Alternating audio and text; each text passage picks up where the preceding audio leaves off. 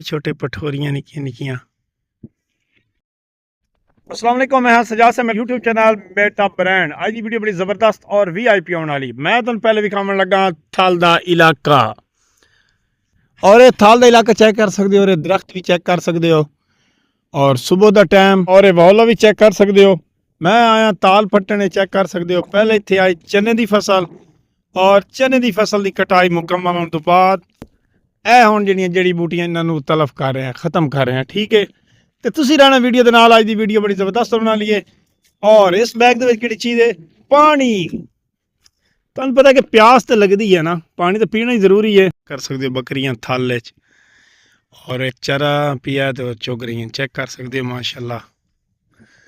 और छोटे छोटे ही है, चेक कर सकते हो, छोटे छोटे पठोरियां निक्कियां निक्कियां थल दे विच बकरियां चल रही। कमेंट लाजमी दसना।